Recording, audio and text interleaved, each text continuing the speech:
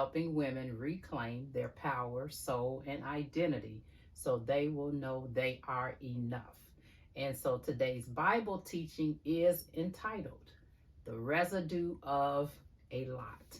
Today's Bible teaching is entitled The Residue of a Lot. So the first way that you know that you're dealing with the residue of a lot is that you're forced out of a location, right? And let's say, for instance, you're living in a duplex house, right? And in that duplex house, you've got clutter everywhere. You don't have enough room to cuss out a cat, as my grandmother would say, right? Back in the day when she was living. So you've got clutter everywhere. There's food everywhere. There are boxes everywhere. There are bags everywhere. There's just stuff everywhere, right? And so that clutter moves from the inside to the outside of the house. So in your space on the outside, in your backyard, the front yard, and then the side yard, the side of the house, you've got a trailer. It's full of clutter. And then before you know it, the raccoons have found a way to get inside of that particular trailer and help themselves to some food for survival, right? You got all of this going on. So pretty soon what happens is that the city is called in and they give you a date to get everything in order, right? That date rolls around and you have not done a thing. And so the next thing you know, you are being forcibly put out. And then you might try to figure out with yourself, like, why are they doing this to me? But they gave you a date. And what happened is that you were not able to adhere to the date they gave you, and you were not able to adhere to all of the conditions that needed to have been made by that particular date. And it's like, that's how you ended up at the place that you are in right now, right? And so along with that, what happens is that all of your stuff is thrown out and you basically have to start all over again because the community came together. They had signed a petition to get you out of the neighborhood, right? They no longer wanted to have your home and your belongings slash clutter to be a threat to everybody else in the community, right? To the community at large, for unwelcome people to come in, unwelcome rodents, unwelcome some of everything coming in. Because what happens is when we are not taking care of property, then it leaves the message that this place is welcome to anybody to come in and do whatever it is that they want to do. They can have a seat, so to speak, right?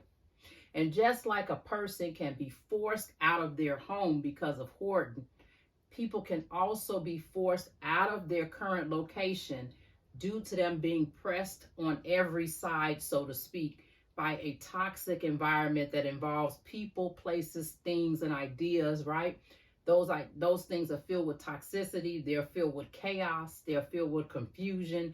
They're filled with discord and division and buffoonery on a daily basis, right? And that is why Abraham had to be pulled out from his homeland.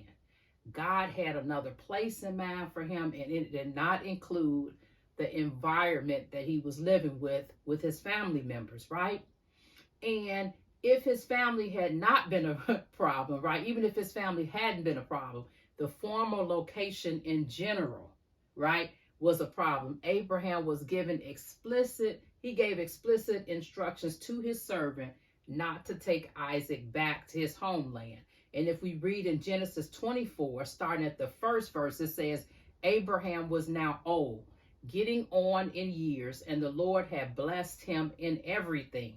Abraham said to his servant, the elder of his household, who managed all he owned, place your hand under my thigh, and I will have you swear by the Lord God of heaven and God of earth that you will not take a wife for my son from the daughters of the Canaanites among whom I live, but will go to my land and my family to take a wife for my son Isaac.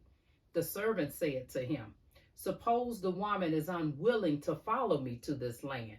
Should I have your son go back to the land you came from? Abraham answered him, make sure that you don't take my son back there. The Lord, the God of heaven, right? The Lord, the God of heaven, who took me from my father's house and from my native land, who spoke to me and swore to me, I will give this land to your offspring. He will send his angel before you, and you can take a wife for my son from there. If the woman is unwilling to follow you, then you are free from this oath to me, but don't let my son go back there. So if somebody's telling you not to let their child go back to another location, obviously there's something in that location that's toxic, right? That's not going to be in their particular best interest. And it's one thing for you to pull a person out of toxicity. It's another thing to take a person and then place them in a place that's just toxic, toxic, toxic, right? And I know about that from working at a job I was at years ago, and we had it was like maybe 99% of the people that worked there had some sort of personality disorder. The whole place was toxic, and I had never seen anything like it. Had never have since that point. I've been in a lot of toxic situations, but not where 99% of the company was toxic, right? Okay. And so the second time that there was a situation of being forced out of a location is when the land became too small to hold both Abraham and Lot and their servants and their possessions. And then it says in Genesis 13, Abram went up from Egypt to the Negev, he, his wife, and all he had, and Lot with him. Abram was very rich in livestock, silver, and gold. He went by stages from the Negev to Bethel, to the place between Bethel and Ai, where his tent had formerly been, to the site where he had built the altar. And Abram called on the name of the Lord there. Now Lot, who was traveling with Abram, also had flocks, herds, and tents. But the Lord was unable to support them as long as they stayed together, for they had so many possessions that they could not stay together. There's no coincidence that we end up having this particular situation where, remember, it reminds us twice that they both had a lot of possessions, and twice that they could not stay together because the land could not support the both of them, right? We got that theme going on. And it says, and there was quarreling between the herdsmen of Abraham's livestock and the herdsmen of Lot's livestock. At that time, the Canaanites and the Perizzites were living in the land.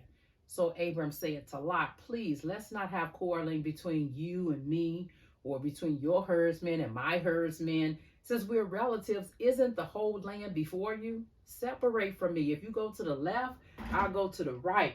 And if you go to the right, I will go to the left. Lot looked out and saw the entire plain of the Jordan as far as Zoar was well watered everywhere, like the Lord's garden in the land of Egypt. This was before the Lord destroyed Sodom and Gomorrah. So Lot chose the entire plain of the Jordan for himself. Then Lot journeyed eastward, and they separated from each other. Abram lived in the land of Canaan, but Lot lived in the cities on the plain and set up his tent near Sodom. Now the men of Sodom were evil, sinning immensely against the Lord.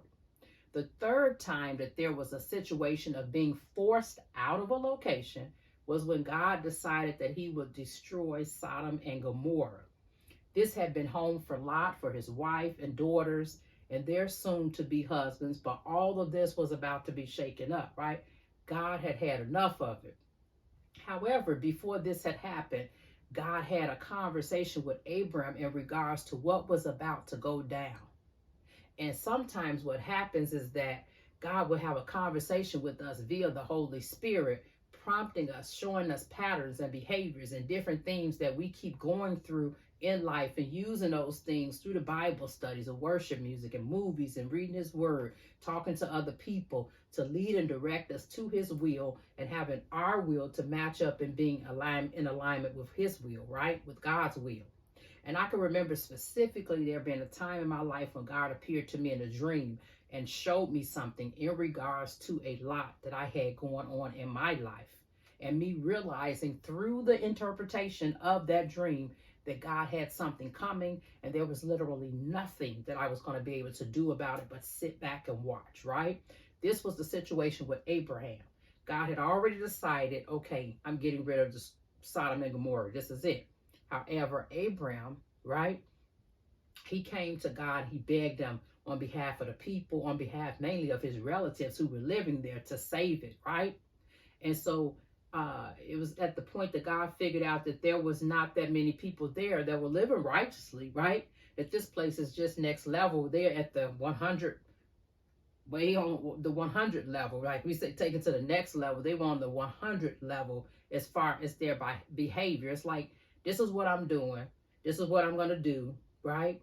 And I'm not doing anything else. And God's like, okay, I'm just going to save Lot and his immediate family. That's where it came up to, right? That was his decision.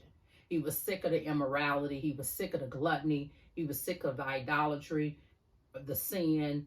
And for purity's sake, he felt the only way to restore some sense of decency and purity in the land from the toxicity and the clutter was to burn up Sodom and Gomorrah. And unfortunately, Lot had gotten caught up in this environment. It doesn't take much of what you're in, and when you're in an environment, as I just talked about, that's 99% toxic, and you think you're going to walk in it and you're going to reform that environment that's 99% toxic.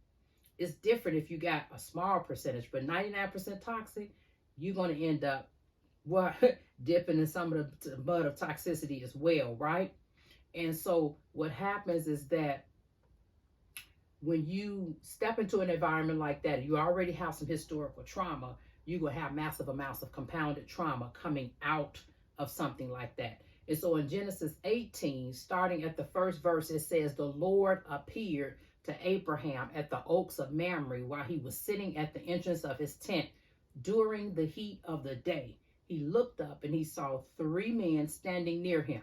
When he saw them, he ran from the entrance of the tent to meet them, bowed to the ground and said, my Lord, if I found favor with you, please do not go on past your servant. Let a little water be brought that you may wash your feet and rest yourselves under the tree. I will bring a bit of bread so that you may strengthen yourselves. This is why you've passed your servant's way. Later you can continue on. Yes, they replied, do as you have said. So Abraham hurried into the tent and said to Sarah, quick, need 3 measures of fine flour and make bread. Abraham ran to the herd and got a tender choice calf. He gave it to a young man who hurried to prepare it. Then Abraham took curds and milk, as well as the calf that he prepared, and he set them before the men. He served them as they ate under the tree, right? And then further down in this particular story, these men let them know that they were going to have a child, and Sarah laughed. And then when they brought it out to her face, right, they busted her out, she denied it because she was embarrassed, right? And she was afraid. And so then after this happened, down in verse 16 of this chapter, it says, the men got up from there and looked out over Sodom, and Abraham was walking with them to see them off. Then the Lord said, should I hide what I'm about to do from Abraham? Abraham is to become a great and powerful nation. All the nations of the earth will be blessed through him.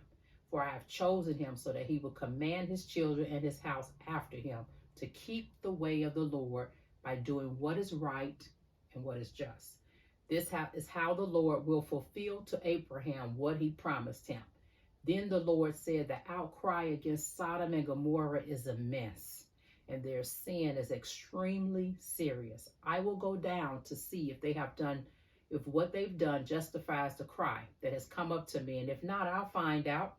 So that's when Abraham goes back and forth with him, trying to see, okay, if you find 50 there, if you find 45, if you find 30 there, if you find 20 there, finally they down to 10, would you destroy? And finally it gets down to the end where in verse 32, it says, then he said, let my Lord not be angry, and I will speak one more time. Suppose 10 are found there. And then God said, it says his answer, I would not destroy it on account of 10. When the Lord had finished speaking to Abraham, he departed, and Abraham returned to his place, right? And so that brings us to the second way that you know that there's a residue of Lot, that you got a residue of Lot in your life, in your heart, in your mind, in your body, in your soul, and in your spirit, is that you reach a fork in the road. You are presented with either staying behind in the should have, could have, would have, if only scenario, waiting for the ship to come back to the port that left years ago whenever your traumatic event happened, right? Whenever that trauma happened, you wait for that same ship to come back and take you back to that moment in time so you can rewrite that story. But there's no rewriting. We can only move forward and write new chapters. We can't go backwards and redo something that was already done. That ship has sailed. It sailed when that event took place. Being caught up in a vicious cycle of self-gaslighting, other gaslighting, self-pity, shame, blame, rejection, and regret will prevent us from moving forward, right? And so then what I want to do, I want to read Genesis 19 and 15, and then verses 23 through 26. And the question is, did I bring, hold on a second, Genesis 19 and 15. I have to look it up on here. I thought I had brought my Bible over here, but I left it over there on the side. 19 and 15. And it said, when the morning dawned, the angels urged Lot, saying, arise, take your wife and your 2 daughters who are here, lest you be consumed in the punishment of the city. And then the other part was verses 23 through 26.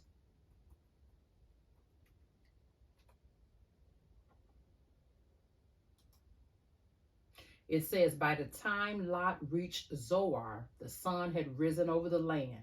Then the Lord rained down burning sulfur on Sodom and Gomorrah from the Lord out of the heavens. Thus he overthrew those cities and the entire plain, destroying all those living in the cities and also the vegetation in the land.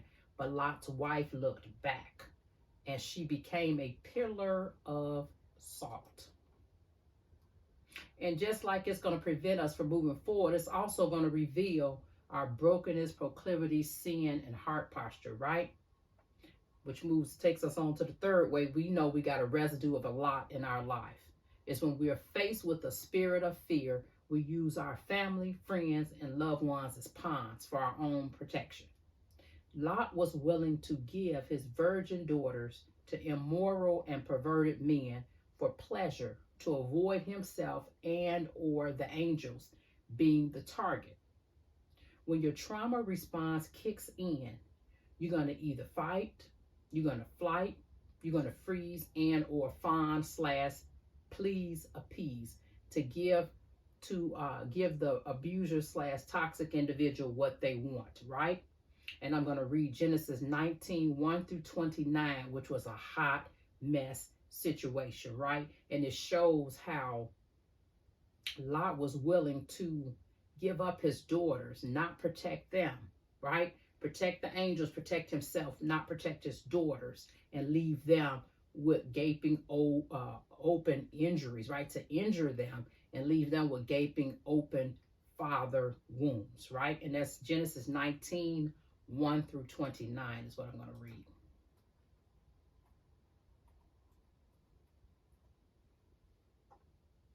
The 2 angels arrived at Sodom in the evening, and Lot was sitting in the gateway of the city. When he saw them, he got up to meet them and bowed down with his face to the ground.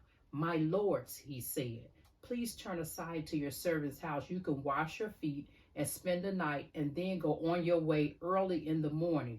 No, they answered, we would spend the night in the square. But he insisted so strongly that they did go with him and entered his house. He prepared a meal for them, baking bread without yeast, and they ate. Before they had gone to bed, all the men from every part of the city of Sodom, both young and old, surrounded the house. They called to Lot, where are the men who came to you tonight? Bring them out to us so that we can have sex with them. Then Lot went out to meet them and shut the door behind him and said, no, my friends, don't do this wicked thing. Look, I have 2 daughters who've never slept with a man. Let me bring them out to you, and you can do what you like with them. But don't do anything to these men, for they've come under the protection of my roof. Get out of your way, they replied. Our way, rather.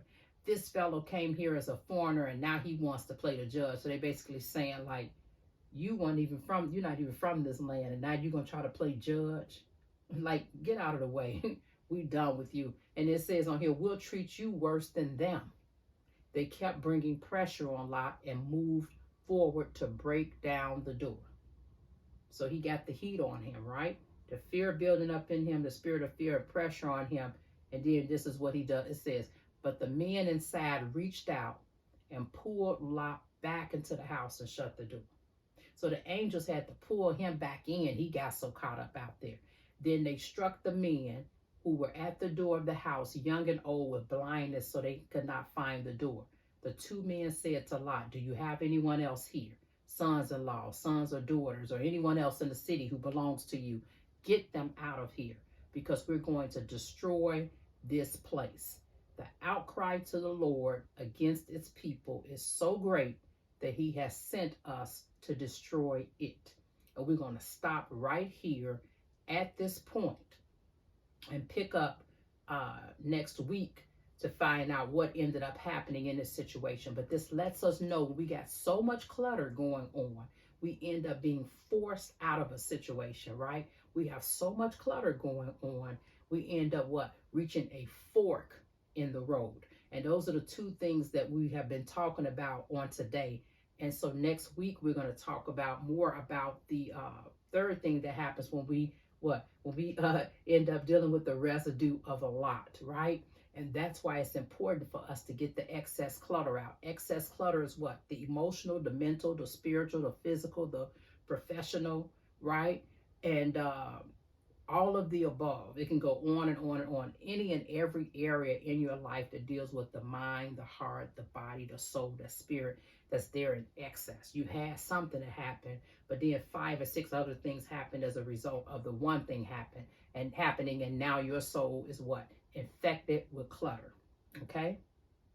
This has been the Simple, Functional, Grace-Filled Living podcast, helping women reclaim their soul, space, and identity so they will know they're enough. And how do we do that? We simplify, we adopt, and we give. We simplify the process. We adopt a functional environment that fits our needs, and then we give grace to ourselves and others as we live out loud. Be blessed.